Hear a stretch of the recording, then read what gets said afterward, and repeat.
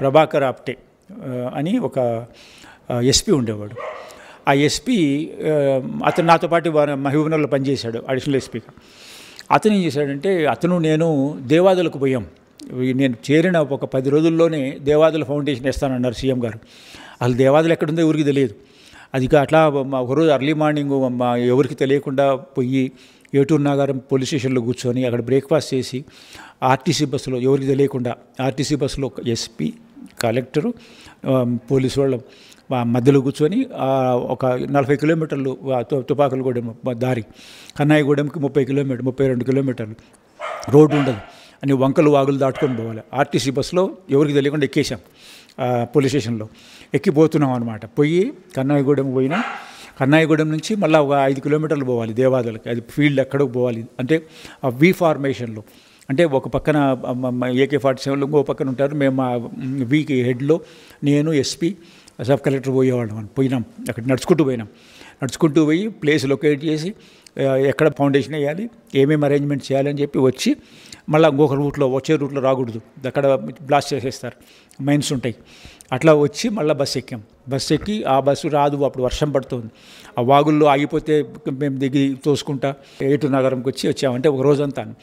అలాంటి సిచ్యువేషన్లో చెప్పాడు నాకు ఆ ఎస్పీ, సార్ ఇది మేడారం జాతర వస్తుంది 2002లో, 2 ఏళ్ళకి ఒకసారి వస్తుంది. ఆ జాతరలో చాలా కష్టమైపోతుంది సార్. ఆ జాతర ఏం చేస్తారంటే వాగు ఉంటుంది, జంపన్న వాగు అని. ఆ జంపన్న వాగులో నీళ్ళు వదులుతాం. లక్నవరం ట్యాంక్లో, అక్కడ లక్నవరం అని ఈ కాకతీయుల చెరువు ఒకటి ఉంది, రామప్ప చెరువు లాగా. అది 2 పంటలు పండిస్తుంది. అక్కడంతా సెటిలర్స్ ఉంటారు, ఇక్కడ కృష్ణా జిల్లా నుంచి వచ్చిన వాళ్ళు 2 పంటలు వరి పండిస్తారు అక్కడ. జాతర టైంలో 2వ పంటకు నీళ్ళు ఇవ్వకుండా ఆపుతాం, వాళ్ళకి డబ్బులు ఇస్తాం కాంపెన్సేషన్ కింద. ఆ నీళ్లు ఈ జాతర 3 రోజులు ఆ వాగులోకి వస్తాయి. ఆ వాగులు అంటే ఈ వచ్చిన వాళ్ళు స్నానాలు చేసేదానికి, మిగతా తాగేదానికి ఉపయోగపడతాయి అన్నమాట. సో ఆ వంక అది ఎట్లుంటుందంటే సగము జాతర పక్కన, సగం ఇంకొక పక్కన ఉంటుంది. సో మధ్యలో ఈ వాగు ఉంటుందన్నమాట. సో దీన్ని మనము చాలామంది వచ్చేవాళ్ళు ఈ పక్కన ఆ పక్కన ఉంటారు, ఈ వాగు క్రాస్ చేయాలి, క్రాస్ చేయలేరు. నాకు ముందు సంవత్సరం అంటే 2000 సంవత్సరంలో అక్కడ ఒక బెయిలీ బ్రిడ్జ్ అని కట్టారంట. అంటే కమ్మీలు పెట్టి కడతారు. ఆ బ్రిడ్జి వాలిపోయింది ఒక పక్కకి, మనుషులు ఎక్కువైపోయి భయపడిపోయి దానికి క్లోజ్ చేసేసారు. సో అలాగా చిప్పలు పడ్డారు సార్ కలెక్టరు. మరి ఏమన్నా చేస్తే బాగుంటుంది అన్నాడు. అప్పటికి మాకు 8 నెలలు టైం ఉంది. ఇది జూలైలో చెప్పాడు, ఫిబ్రవరిలో జాతర ఉంటుందన్నమాట. సో నేనేం చేశానంటే కట్టుదామని చెప్పి అప్పటికి ఎస్టిమేట్ తయారు చేస్తున్నారు 1,89,00,000కి. సో నేను అప్పుడు విజయరామారావు గారు అప్పుడే R&B మినిస్టర్ అయ్యారు. ఆయన మహబూబాబాద్కు, వరంగల్ జిల్లాలో మహబూబాబాద్కి విజిట్కి వచ్చారు. ఆయన విజిట్కి వచ్చినప్పుడు నేను మహబూబాబాద్లో అడిగా, సార్ ఈ బ్రిడ్జ్ కట్టాలి, జాతరకి వస్తుంది. లక్కీగా ఏంటంటే ఆయన ఏటూరు నాగారం అయింది, వరంగల్ జిల్లా. ఆయన తెలుసు ఈ సమ్మక్క జాతర గురించి. విజయరామారావు తెలుసు కదా, CBI డైరెక్టర్ చేసి మినిస్టర్ అయ్యారు, R&B మినిస్టర్. చేస్తాం సార్ అంటే, ఎట్లా చేస్తావు ప్రభాకర్, 8 నెలలే టైం ఉంది, 8 నెలల్లో బ్రిడ్జ్ ఎక్కడ కడతావు, 2 కోట్ల బ్రిడ్జి, అది సాధ్యం కాదులే, నెక్స్ట్ టైం చూద్దాం అన్నాడు. దిస్ ఈజ్ ఇన్ ఆగస్ట్లో జరిగింది అనమాట, 2001 ఆగస్టులో. లక్కీగా ఏంటంటే అక్కడ ఒక contractor, civil contractor Sudarshan Reddy అని ఉండేవాడు. ఆయనకు నేను కడతాను సార్ అంటాడు. మీకు టైం ఇవ్వండి సార్, నాకు ఇవ్వండి, 6 నెలలు పర్వాలేదు, నేను కడతాను అన్నాడు. సరే నేను చూస్తే కుదరలేదు. సెప్టెంబర్లో ఒక కలెక్టర్స్ కాన్ఫరెన్స్ జరిగితే నేను సీఎంని అడిగా, ఇట్లా మాకు బ్రిడ్జ్ కట్టాలి, నేను కడతాను, మీరు పర్మిషన్ ఇస్తారా అన్నాడు. కట్టే ప్రభాకర్ అన్నాడు. నాకు కొంచెం పర్సనల్ టచ్ ఉండేది ఆయనతో. కట్టేయమన్నారు. ఆయనకు తెలుసు అప్పటికి ఎందుకంటే అప్పటికే ఆయన 2 ఏళ్ళు 3 ఏళ్ళు చూశారు జాతరలు, ఈ బ్రిడ్జిల ప్రాబ్లము, ఇట్లా మనుషుల ప్రాబ్లం వస్తుంది అని చెప్పి. ఆయనకు వెంటనే అర్థమైంది, కట్టమన్నారు. సో నేను తిరిగి వచ్చిన తర్వాత గవర్నమెంట్కి రాశా, ఇంకా నాకు పర్మిషన్ ఇవ్వండి కడతామని. పర్మిషన్ లేదు, ఏం రాలే. ఆ తర్వాత ఏమైంది, విజయరామారావు గారు పోయి తుమ్మల నాగేశ్వరరావు మినిస్టర్ అయ్యారు. తుమ్మల నాగేశ్వరరావు వరంగల్ జిల్లా రివ్యూ మీటింగులు పెట్టుకుంటారు వీళ్ళు, మనకు సీఎం గారి దగ్గర పొలిటికల్ మీటింగ్లో నవంబర్లో, అప్పటికి ఆగస్ట్ అయిపోయింది, సెప్టెంబర్ అయిపోయింది, నేను అడిగింది అక్టోబర్ అయిపోయింది. నవంబర్లో రివ్యూ మీటింగ్లో తుమ్మల నాగేశ్వరరావు అని లోకల్ ఆయన చందులాల్ రిపీటెడ్ ఎమ్మెల్యే ఇద్దరిని అడిగినాడంట సీఎం, మీ బ్రిడ్జ్ ఆడదానికి వచ్చిందని. వాళ్ళు ఏం చేశారు, బ్రిడ్జి ఏంది, ఎక్కడ, ఏమి ఆడని వాళ్ళకి అర్థం కాలే. తుమ్మల నాగేశ్వరరావుకి తెలియలే. ఆయన ఖమ్మమైన అయినా కూడా ఈ బ్రిడ్జ్ గురించి తెలియదు ఆయన. సో ఆయన వెంటనే నాకు ఫోన్ చేశారు, రెడ్డి గారు ఏంటో బ్రిడ్జ్ అంటున్నారు సీఎం గారు, ఎక్కడి దాకా వచ్చిందంటే ఏంటంటే ఇట్లా ఉందండి, మన సమ్మక్క జాతరకు బ్రిడ్జ్ కావాలి, నేను కడతానని ఉంటున్నాను, మరి ఏమో పర్మిషన్ ఇవ్వలేదు అంటే కట్టేయమన్నా త్వరగా చేసేయండి అన్నారు. దెన్ నేను మొదలుపెట్టాను. అప్పుడు టెండర్లు పిలిచేదానికి 3 నెలలు పడుతుంది, వాటిని ఫైనలైజ్ చేసేదానికి 2 నెలలు పడుతుంది. ఈ మొదలు పెట్టాలంటే కాబట్టి జాతర వచ్చేస్తుంది. సో అలాంటి సమయంలో ఏం చేశానంటే నేను టెండర్లు పిలవలే, అంటే కలెక్టర్ అంటే ఏమైనా చేయొచ్చు అనే దానికి రుజువు అది. పేపర్లో న్యూస్ వేయించిన. నేను ఎల్లుండి సాయంత్రం 4 గంటలకి శుక్రవారం అంటే ఇది బుధవారం న్యూస్ ఐటమ్ మీలాంటి వాళ్ళు పిలిచి శుక్రవారం సాయంత్రం 4 గంటలకి ఎవరైనా బ్రిడ్జ్ కట్టేవాళ్ళు వచ్చి సబ్మిట్ చేయండి మీ ప్రపోజల్ అని పెట్టి శుక్రవారం నాడు ప్రెస్ వాళ్ళందరినీ కూర్చోబెట్టుకున్న వచ్చారు. ఒక 6 డజన్ మంది వచ్చారు. వాళ్ళని మీరు ఇవ్వండి ఎట్లా కడతారండి, ఒక్కొక్కరు ఇచ్చారు. అంటే రకరకాలుగా చేశాను 10 రోజుల్లో. దాంట్లో ఏం చేసామంటే ఒక ఆయన 14% ఎక్సెస్ ఇస్తే కడతానన్నాడు, ఒక ఆయన 12% ఎక్సెస్ ఇస్తే కడతానన్నాడు. ఆ కాగితాలన్నీ తీసుకొని సుదర్శన్ రెడ్డి ఉన్నాడు కదా కట్టేదానికి రెడీగా, ఆ సుదర్శన్ రెడ్డి దగ్గర 6 మంది తర్వాత 7వ వాడు L1 కింద తీసి ఒకటి తీసుకున్నాను. సో చేసేసి డ్రాఫ్ట్ చేసాం. ఒక కమిటీ వేశాను నేను, ఒక 5 మంది ఐఏఎస్ ఆఫీసర్లని, 3 ఇంజనీర్లు, అక్కడ 5 మంది ఉండేవాళ్ళు. నా joint collector, urban development authority secretary, POITDA sub collector, మేము 5 మంది ఉంటే కలెక్టర్తో పాటు ఒక 3 ఎస్సీలు, ఒక ఎస్సీ ఖమ్మం నుంచి కూడా 8 మందితో కమిటీ వేసినట్లు, ఆ కమిటీ పిలిచిన తర్వాత ఈ లిస్ట్ వేసినట్టు, దాంట్లో L1 వచ్చినట్టు ఇవంతా మినిట్స్ రాసి గవర్నమెంట్కి పంపించిన. నవంబర్లో పంపిస్తే మీరు పర్మిషన్ ఇవ్వండి అని, వాళ్ళు ఇవ్వలేదు. నామినేషన్ చేస్తాను నాకు పిలిచాను, ఇట్లా వచ్చింది, ఎంత బాగా రాశాను. వాళ్ళు ఏం ఊరికి ఎస్ అంటే సరిపోయింది. ఈ మధ్యలో ఏం చేశారు, వీళ్ళంతా తయారైనారు నాయకులు, సుదర్శన్ రెడ్డి కట్టిస్తావు అని అంటే చెప్పకూడదు నేను పేర్లు, అప్పుడున్న మినిస్టర్లు ఎంపీలు, నో ఆయన కట్టలేడు, ఎట్లా కడతాడు, అది సాధ్యం కాదు, అప్పటికి 3 నెలలు ఉంది ఇంకా, డిసెంబర్కి వచ్చాం అని రోజు నన్ను పెట్టడం మొదలుపెట్టారు. నాకు గుర్తు అండి, మరి పురుషోత్తమరావు గారు ఆయన R&B మినిస్టర్, ఎక్స్ మినిస్టర్, నా ముందు కూర్చొని ఉన్నాడు. R&B సెక్రటరీ రాంబాబు గారని ఫోన్ చేశారు, ప్రభాకర్ ఏంది ఎందుకు చేస్తున్నావు నువ్వు, అసలు నీ ఉద్యోగానికి ఎసురు వస్తుంది, నీకు ఆ బ్రిడ్జి కట్టకపోతే నువ్వు ఫస్ట్ కాదు, నువ్వు లాస్ట్ కాదు కలెక్టర్గా, ఏదో ఒకటి కడతా అవుతుంది, నువ్వు ఇప్పుడు ఆ బ్రిడ్జి కట్టి మధ్యలో ఆగిపోయిందంటే నీకు చెడ్డ పేరు వచ్చి ఎంక్వైరీలు వస్తాయి, నిన్ను సస్పెండ్ చేస్తారు అటు అని 15 నిమిషాలు అర్ధగంట నన్ను బెదిరించేశాడు. ఈయన ఎదురుగా R&B మినిస్టర్, ఎక్స్ మినిస్టర్ కూర్చొని నాకు గుర్తు ఆయన కూర్చొని పురుషోత్తమరావు గారు, ఏంది ప్రభాకర్ అంటే ఇట్లా జరుగుతుంది సార్ చెప్తున్నాడు, ఆయన వాళ్ళు అట్లే మాట్లాడతారు, నీ ఇష్టం నువ్వు చేయి అన్నారు. ఆయన X man and elderly man వరంగల్లో. ఆయన గంట సేపు నన్ను కన్విన్స్ చేయాలని ట్రై చేశాడు సెక్రటరీ రాంబాబు గారు. లేదు చూస్తానులేండి సార్ అన్న. తర్వాత గవర్నమెంట్ నుంచి నాకు రావాలి క్లియరెన్స్, నేను మినిట్స్ రాసి పంపించాను కదా వాళ్ళు, ఎందుకంటే నాకు సపోర్ట్ కావాలి, ప్రొటెక్షన్ కావాలి, వాళ్ళు చెప్తే చేశానని చెప్పవచ్చు అనమాట. గవర్నమెంట్ అంటే గవర్నమెంటే, కానీ నేనైతే కలెక్టర్ కదా ప్రభాకర్ అంటారు. అందుకని చూసిన అది కూడా డిసెంబర్ అంతా మధ్యలో వరకు రాలే. డిసెంబర్ 20వ తారీఖున మళ్ళీ తిరుమలనాథరావు ఫోన్ చేశారు, రెడ్డి గారు మాకు పవర్ లేదంట, గవర్నమెంట్కి పవర్ లేదంట అట్లా నామినేట్ చేసేదానికి, మామూలుగా 5 లక్షలకు మించి ఎవరు చేయకూడదు, అదేదో మీకు పవర్ ఉందంట మీరు చేసుకోండి అన్నాడు. కలెక్టర్కి మనం ఇచ్చిపడేసిన సుదర్శన్ స్టార్ట్ చేసేమన్నాం. ఫౌండేషన్లో ఏమి లేక ఎవరికి తెలియదు అసలు, వర్క్ స్టార్ట్ చేశాడు చాలా జాగ్రత్తగా, అంటే ప్రతిదీ వీడియో తీసాం. తర్వాత క్వాలిటీ టెస్ట్లు బాక్సులు, అది అంటే ఒక్కొక్క 30 క్యూబిక్ మీటర్లు చేసి దాన్ని తీసి పెడతారు శాంపుల్, దాన్ని ప్రజలు క్రియేట్ చేసి దాన్ని రికార్డ్ చేసి అంత సిస్టమేటిక్గా చేసామన్నమాట. ఎందుకంటే చెడ్డ పేరు వస్తుందని చెప్పారు. అదొకటి చేస్తే ఇంత లోపల చాలా కష్టాలు వచ్చినాయి నాకు, అంత సులభంగా ఏం కాలేదు.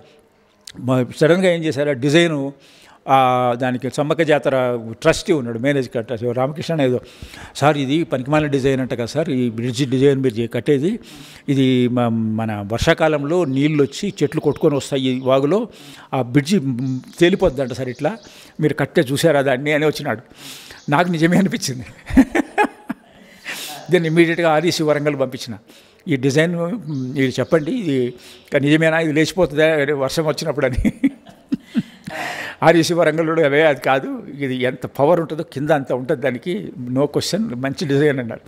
తర్వాత పోలీసు వాళ్ళు ప్రొక్లేన్లు వాటిని పోనివ్వరు, అదంతా చాలా నక్సలైట్ అఫెక్టెడ్ ఏరియా.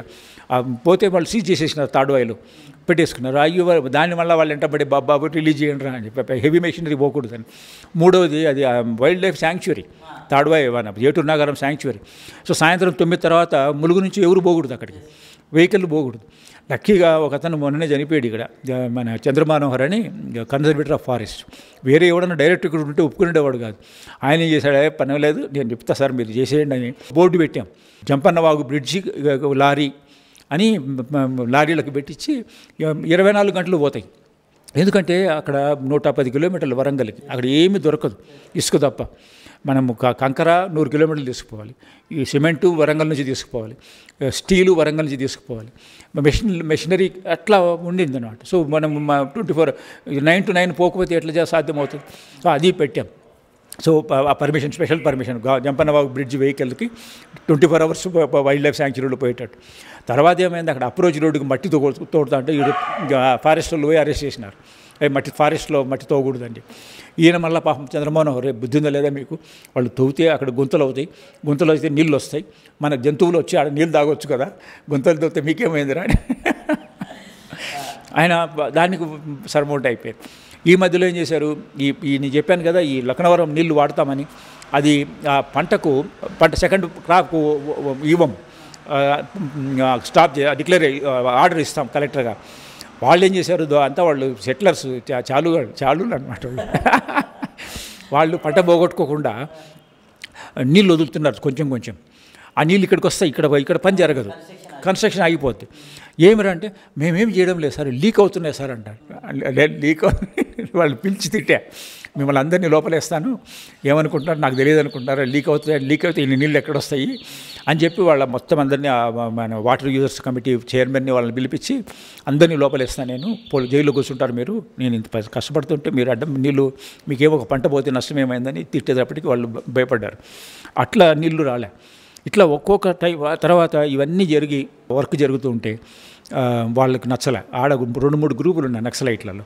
ఇంకో గ్రూప్ వాడు వాళ్ళు పర్మిషన్ ఇస్తే నేను పర్మిషన్ ఇస్తానని వాడు వచ్చేసి ప్రొక్లైన్ బ్లాస్ట్ చేశాడు.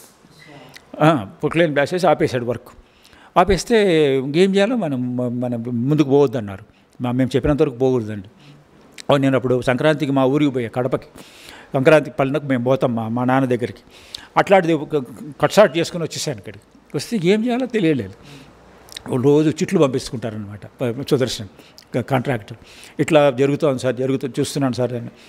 ఇంతలోపల ఏమైందంటే అక్కడ మహిళలు, అక్కడ రెడ్డిగూడెము సమ్మకి జాతర జరిగే ఊరు పేరు నార్లాపూర్కి పక్కన, వాళ్ళు పట్టుకున్నారు. ఇది జాతరకే కాదు, మా పిల్లలు స్కూల్కి పోవాలంటే వర్షాకాలంలో ఈ వాగు పోలేకుండా ఉన్నారు. అన్ని రోజులు స్కూళ్ళు మానేయాలి. తర్వాత ఎవరికైనా జబ్బు చేస్తే నార్లాపూర్ అని ఆ పక్కన కనపడుతూ ఉంటుంది. నార్లాపూర్లో పిహెచ్సి ఉంది. పిహెచ్సికి పోవాలంటే కుదరదు. ఒకసారి ఒక గర్భిణి నొప్పులు వచ్చిన ఆమెని బుట్టలో పెట్టుకోపోయినారంట ఆ పక్కకి మోసుకుంటా. సో ఇలాంటి పరిస్థితుల్లో డాక్టర్ దగ్గర పోయేదానికి కుదరడం లేదు, స్కూల్కి పోయేది కుదరడం లేదు, బస్సు ఎక్కితే బస్సు లేదు. ఆ బస్సు కూడా ఉదాహరణకి నేను ఈ బ్రిడ్జికి కనక ముందే ఒకసారి విజిట్ చేశాను మేడారం. విజిట్ చేస్తే వాళ్ళందరూ వచ్చి అడిగారు నన్ను, ఒక బస్సు చేయించండి సార్ మాకు తాడువాయికి పోయేదానికి, ఈ ఊరికి 12 కిలోమీటర్లు తాడువాయి, మాకు ఎట్లా పోయేదానికి కుదరడం లేదంటే నేను ఆర్టీసీ వాళ్ళకి చెప్పి బస్సు చేయించిన. ఆర్టీసీ వాళ్ళు ఒక వారం తిప్పి మినీ బస్సుని మానేశారు. నేను ఎవరు ఎక్కడం లేదు సార్, మాకు డీజిల్ కూడా డబ్బులు రాలేదని. సో అదే నార్లాపూర్కి అయితే పక్కనే అనమాట, 1 కిలోమీటరే వాళ్ళు పోవచ్చు అనమాట. అక్కడ బస్సులు దొరుకుతాయి, అది పెద్ద ఊరు, పిహెచ్సి ఉంది, మార్కెట్ ఉంది అట్లా. సో ఆడికి పోవాలంటే వీళ్ళకి కుదరదు వర్షాకాలంలో. సో వీళ్ళు ఆడవాళ్ళందరూ ఏం చేశారంటే మాకు కావాలి బ్రిడ్జ్, జాతరకే కాదు మాకు రెగ్యులర్గా హాస్పిటల్కి కానీ స్కూల్కి కానీ మార్కెట్ కానీ పోవాలంటే బ్రిడ్జ్ ఉండాలా, మేము అడిగితే సార్ ఇచ్చారు కలెక్టర్ గారు. మళ్ళీ తయారైపోయినారు వాళ్ళందరూ వచ్చేసి, మా ఊరోళ్ళందరూ సార్ మీరు బ్రిడ్జ్ కట్టండి, మేము చుట్టూ పండుకుంటాం, ఎవడొస్తాడో చూస్తామండి. They gave defying the Naxalites. అది టీవీలో వచ్చేసింది. అది వాళ్ళని ఏం చేయలేకపోయారు. చేయకపోతే వీళ్ళు కూడా ఇంత లోపల మ్యాన్ చేసి మళ్ళీ స్టార్ట్ చేసి ఒక వారం పోయింది టైం. అప్పటికి జనవరి 1 స్టార్ట్ చేసాము, 12 నుంచి 17 వరకు ఆగిపోయింది. మళ్ళీ 17 స్టార్ట్ చేసాం. కరెక్ట్గా ఫిబ్రవరి 15వ తారీఖు అనుకుంటాను 16 స్లాబులు పడిపోయినాయి. 16 స్లాబ్ అయిపోతానే ఫోన్ చేశాడు నాకు సుదర్శన్ సార్ అయిపోయిందని చెప్పి. తర్వాత ఈ మధ్యలో ఏంటంటే మీ ప్రెస్ వాళ్ళు ప్రజలు సార్ ఈ బ్రిడ్జి ఈ సంవత్సరంకైనా నెక్స్ట్ ఇయర్ కూడా ఉంటుందా అని మొదలుపెట్టారు. అంతే అర్జెంటుగా కట్టారు కదా మీరు 2 కోట్లు పెట్టి కడుతున్నారు, ఇదేమో మామూలుగా బ్రిడ్జిలు కట్టేదానికి 2 ఏళ్ళు పడుతుంది, కల్వర్టు కట్టేదానికే తిరిగిపోతుంటాం కదా పక్కన నుంచి, 6 నెలలు పడుతుంది, అట్లాంటిది ఇంత పెద్ద బ్రిడ్జి మీరు 16 స్పాన్లు ఇట్లా ఇంత పెద్దది 37 రోజుల్లో అయిపోతూ ఉంది, ఇది ఉంటుందా సార్ నెక్స్ట్ జాతర వరకు అని మొదలుపెట్టారు. దానికి మళ్ళీ నాకు కంగారు అంటే ప్రతి సమయంలో ఆబ్స్టకల్స్ వచ్చాయి. సో అక్కడికి పోయి ప్రెజర్ టెస్ట్ చేశా, నేను పర్సనల్గా చేశాను. 15 పౌండ్స్ తట్టుకోవాలా, దానికి తిప్పుతామన్నమాట, పెడితే 15 పౌండ్, ఇది 23 పౌండ్స్ కూడా పగలడంలా, అంత బాగా ఉందన్నమాట. సో తర్వాత ఏం జరిగిందంటే బ్రిడ్జ్ కంప్లీట్ చేసినాం, వచ్చి విజిట్ చేశారు. తర్వాత సీఎంనే రమ్మన్నా, సీఎం వచ్చాడు, సీఎం వచ్చి దాన్ని ఇనాగ్రేట్ చేయించిన. ఆ తర్వాత రెస్ట్ ఈజ్ హిస్టరీ. ఆ లక్కీగా ఏమైందంటే ఆయన అంటే దానికి ఒక చరిత్ర ఎట్లా జరుగుతుందంటే, ఈ జాతరలో ఆయనకు వచ్చిన పబ్లిసిటీ ఇట్లా ఉంటుందని చెప్పి అర్థమైపోయినాక వెంటనే మన గోదావరి పుష్కరాలు వస్తే దానికి ఒక 250 కోట్లు ఖర్చు పెట్టాడు. పుష్కరాలు, ఈ పుష్కరాల్లో జాతరలో కూడా మనకు పేరు వస్తుంది అనేది. అట్లా కృష్ణాచారి అప్పటికి లేదు, చంద్రబాబు నాయుడు వెళ్ళిపోయినాడు, రాజశేఖర రెడ్డి వచ్చినాడు, పుష్కరాలకు నేను డబ్బులు ఖర్చు పెట్టను పోన్నాడు. మళ్ళీ నెక్స్ట్ పుష్కరాలప్పుడు మళ్ళీ చంద్రబాబు నాయుడు వచ్చాడు.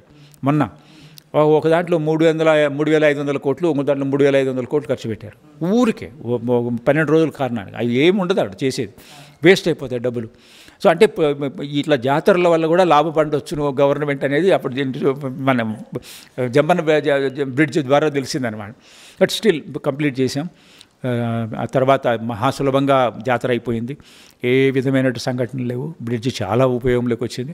ఇంకొకంటే ముఖ్యంగా ఏంటంటే ఈ బ్రిడ్జి పైన 2-3 ఇంజనీరింగ్ కాలేజీలు థీసిస్ తయారు చేశారు. ఎట్లా బీడు కట్టాడు, ఎట్లా దీని గురించి ఏంటి అని చేస్తే that is the strongest bridge in the country. ఎందుకు అంటే మామూలుగా కాంక్రీట్ బ్రిడ్జ్లు కాంక్రీట్తో చేసేటప్పుడు ఒక్కొక్కసారి వేసి ఒక నెల ఆగిన తర్వాత ఇంకోటి స్లాబ్ వేస్తూ పోతారు.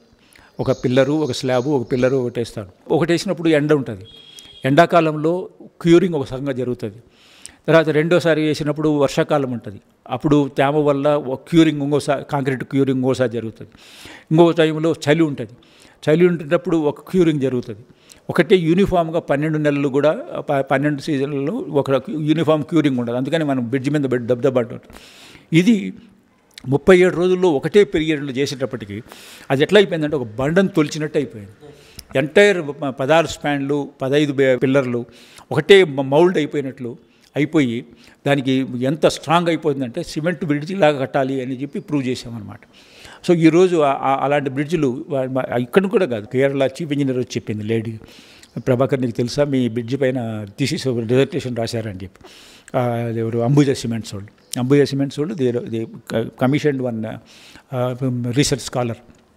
అట్లా ఒక పక్కన చరిత్ర సృష్టిస్తూ ఇంకో పక్కన గవర్నమెంట్కి ఉపయోగపడుతూ కోట్లలో కనపడుతున్నారు అక్కడ జనం. ఆ పబ్లిసిటీ వచ్చేసింది, ఎవరు చూసినా బ్రిడ్జి అని చూడని వచ్చేవాళ్ళు ఎక్కువ అయిపోయినారు. అప్పుడు నేను ఫస్ట్లో పోయినప్పుడు జాతర టైంలో తప్పితే మేడారంలో మనుషులు కనపడేవాళ్ళు కాదు, ఓన్లీ జాతర టైంలో, లేకపోతే ఎవరన్నా బండు కట్టుకొని పోయి గుళ్ళు చేసుకొని మొక్కులు ఉండేవాళ్ళు. అలాంటిది ఇప్పుడు అలాగే ఒక 2 రూముల క్లాస్ రూమ్ ఉండేది, అక్కడ ఉండేవాళ్ళు నేను పోయి కలెక్టర్గా, ఇది జాతర అప్పుడు. ఇప్పుడు ఎంత యాక్టివిటీ అయిపోయింది. తర్వాత నేను చెప్పాను కదా ఆర్టీసీ బస్సు మినీ బస్ వేస్తే గిట్టుకోలేదండి, ఇప్పుడు 6 బస్సులు తిరుగుతూ ఉంటాయి అన్నమాట, పాసరా, తాడువాయి, నార్లాపూర్కి. అంత యాక్టివిటీ వచ్చేసింది అక్కడ. ఎన్నెన్నో బిల్డింగ్లు వచ్చేసినాయి, సంవత్సరం పాటు పోతున్నారు. మొన్న మినీ జాతర అని చెప్పి 2 నెలల బదులు సంవత్సరానికి ఒక జాతర మొదలుపెట్టి అంటే ఆ రోజుల్లో ఉన్న అవకాశానికి ఈరోజు నేను ఇంకొకటి ఏంటంటే నాకు గవర్నమెంట్ ₹1 ఇవ్వలేదు నేను జాతర చేసినప్పుడు 2001-2లో. హుండీల్లో వచ్చిన డబ్బులో నేను పెట్టిన ఖర్చులకి, అంటే లేఅవుట్కి, అక్కడ షాపులకి, వాటికి పెట్టిన ఖర్చులకి, అది ఎన్విరాన్మెంట్ ఫ్రెండ్లీ చేసాము. ఆ రోజుల్లో ప్లాస్టిక్ వాడలేదు. ఆ రోజు 20 ఏళ్ల క్రితం నేను ప్లాస్టిక్ లేకుండా ప్లాస్టిక్ ఫ్రీ చేశాను. పేపర్ కవర్లు పెట్టాం. తర్వాత సులభ వాళ్ళని పట్టుకొని వాళ్ళు టాయిలెట్లు కట్టించి అది మెయింటైన్ చేయించిన. అట్లాగే లేఅవుట్ లాగా వేసి ఇక్కడ ఇది ఉండాలని చేసినందువల్ల చాలా ఆర్గనైజ్డ్గా చేసామన్నమాట. అందుకని ఒక చిన్న ఇన్సిడెంట్ కూడా జరగకుండా ఆ జాతర చేయించినాం ఆ రోజుల్లో. అట్లా తర్వాత అట్లా ఆఫ్కోర్స్ ట్రాఫిక్ జామ్ లేకుండా చేయడం ఇవన్నీ జరిగినాయి. ఈ రోజు కూడా నేను ఆ బ్రిడ్జి పైకి ఎప్పుడైనా నేను ప్రతి సంవత్సరం పోతాను, ప్రతి 2 ఏళ్లకు జాతరకు పోతున్నా ఇప్పటికి 20 ఏళ్ళ నుంచి. ఆ నిలుచుకుంటే నాకు ఈ రోమాలు నిక్కబొడుస్తాయి అంటారు చూసారా, అట్లా అనిపిస్తుంది నాకు దాని మీద. ఆ రోజు నుంచి ఈ రోజు వరకు కూడా మనమేనా ఇది కట్టింది ఈ బ్రిడ్జి అని చెప్పి, ఎందుకంటే దానికి అంత ప్రాముఖ్యత ఉంది, అంత అవసరం ఉంది, దానికి అంత పేరు వచ్చేటట్టుగా వచ్చింది. ఈరోజు లక్షలు కోట్ల మంది అక్కడికి పోతున్నారంటే, జాతరకు ఇంత ప్రాముఖ్యత వచ్చిందంటే బ్రిడ్జి వల్ల. ఇప్పుడు విదేశాల నుంచి వస్తున్నారు, మనం చూశారు కదా, దాంట్లో దొరికిన హుండీలో డాలర్స్ అవన్నీ చూస్తే ఎంతమంది విదేశాల నుంచి వచ్చారు, గల్ఫ్ కంట్రీస్ నుంచి వచ్చారు, మన దేశం నుంచి ఇతర రాష్ట్రాల నుంచి వచ్చారు. అట్లా మొన్న నాకు రూపాయి కూడా ఇవ్వలేదని చెప్తే కదా, మొన్న 150 కోట్లు ఖర్చు పెట్టారు జాతరకి. ప్రతి సంవత్సరం పెడుతున్నారు. నా తర్వాతనే ఇదంతా, నా వరకు నాకు 0 రూపాయి కూడా ఎందుకులే జాతరకి ఏం చేసుకోండి, లోకల్గా ఎన్నో జాతరలు, నీదొక జాతర అని. ఇప్పుడు 100 కోట్లు ఖర్చు పెడుతున్నాను. మనదంతా విశ్వాసం, నమ్మకం. కానీ దేవుడిని మొక్కుంటాం. అట్లాగే నాకు పూర్తిగా నా దేవుడి మీద నమ్మకం ఉంది. అట్లాగే ఆ రోజుల్లో కూడా ఇప్పుడు ఆ రోజు చూస్తే అంతమంది జనం గుమిగూడతారు, ఏమీ ఇన్సిడెంట్ జరగదు, ఏమి జరగకుండా అంతమంది వస్తారు పోతారు చూస్తే. అంటే దీంట్లో సత్యం ఏదో ఉంది, శక్తి. అంటే అంతమంది కలిసినప్పుడు అది ఒక క్రియేట్ అవుతుంది అనుకుంటాం. ఆ ఎనర్జీ బహుశా అదే అమ్మల పేర్లతో జరుగుతుందేమో అక్కడ. ఇంతమంది వస్తున్నారంటే వాళ్ళకి నమ్మకం అయ్యే కదా, వాళ్ళు ఏదో మొక్కుంటేనే కదా వాళ్ళు మొక్కు తీర్చుకునే దానికి వస్తారు. మొక్కు తీర్చుకున్నా అంటే ఏదో నాకు ఇది కావాలనుకుని, నా బిళ్ళలు పుట్టాలో, నా పిల్లోడు చదువుకోవాలో, నాకు ఇంకోటి కావాలో అని మొక్కుంటాం. అది దట్ ఈస్ హ్యూమన్ నేచర్. మరి ప్రపంచమంతా ఏ నమ్మకము, ఏ దేవుడైనా కూడా మొక్కోవడమే. దేవుడా నాకు నేను ఇది చేసుకుంటానని. అట్లా ఇక్కడ మొక్కుంటే వాళ్ళే కదా అక్కడికి వస్తున్నారు. పలాంది కావాలని మొక్కోను, కానీ నేను ఎప్పుడు పీస్ఫుల్గా ఉండాలని మొక్కుంటాను. అంతా సాదాగా నాకు లేదు కదా. అందుకని నా కుటుంబంలో నాకు మా సాధారణంగా నా జీవితాలు జరిగిపోతే చాలు, పిల్లలు బాగుండాలి, కుటుంబం బాగుండాలి, సుఖశాంతులు ఆయురారోగ్యాలు ఉండాలని కోరుకుంటాను. అందుకని ప్రతిసారి పోతాను, ప్రతిసారి త్రాసులో కూర్చుంటాను, బరువు బెల్లం అంటే బంగారం ఇస్తాను. అది జరుగుతూనే ఉంటుంది, ప్రతిసారి జరుగుతూ ఉంటుంది. అటు చేస్తున్నాను కూడా. అట్లా నమ్మకం ఉంది కాబట్టి రోజుకు పెరుగుతుంది జాతర. కానీ ఇప్పుడు నేను చెప్పాను కదా, అప్పుడు 2 ఏళ్ళకి ఒకసారి పోయేవాళ్ళు, ఇప్పుడు ప్రతిరోజు పోతున్నారు. అంటే జనాలు పోతున్నారు కాబట్టి పెడుతున్నారు. అట్లా అనమాట. కాబట్టి ఆ నమ్మకం, ప్రజల ఎనర్జీ అక్కడ అట్లా ఉంది.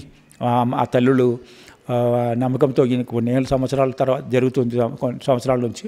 భవిష్యత్తులో ఇంకా పెరుగుతూ పోతుంటుందని.